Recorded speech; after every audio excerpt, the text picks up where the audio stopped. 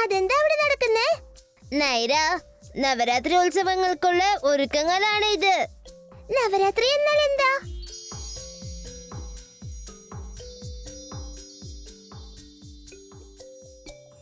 കുട്ടികളെ, നവരാത്രി എന്നാൽ തിന്മയ്ക്കെതിരെ നന്മയുടെ വിജയം ആഘോഷിക്കുന്ന ഒരു ഉത്സവമാണ്.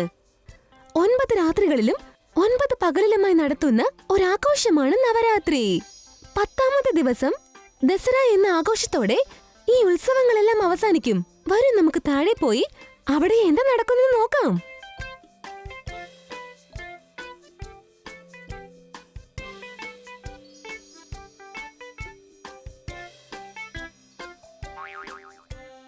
അമ്മേ, ഈ സ്റ്റാൻഡ് എന്തിനുള്ളതാ?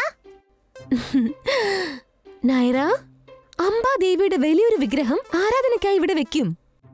കൂടാതെ നമ്മൾ എല്ലാവരും ചേർന്ന് വിഗ്രഹത്തിന്റെ മുൻപിൽ നൃത്തം ചെയ്യും. ഏത് തരത്തിലുള്ള നൃത്തമാണ് അമ്മേ? എനിക്കറിയാം, പല വ്യത്യസ്ത തരത്തിലുള്ള നൃത്തങ്ങളുണ്ടാവും.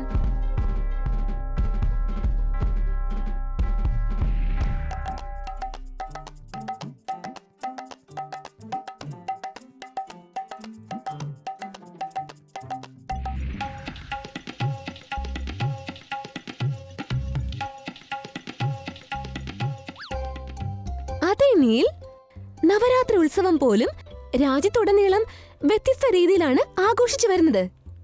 അതുകൊണ്ട് തന്നെ ഓരോ സ്ഥലത്തിനനുസരിച്ച് നൃത്തരൂപങ്ങളും വ്യത്യസ്തമായിരിക്കും.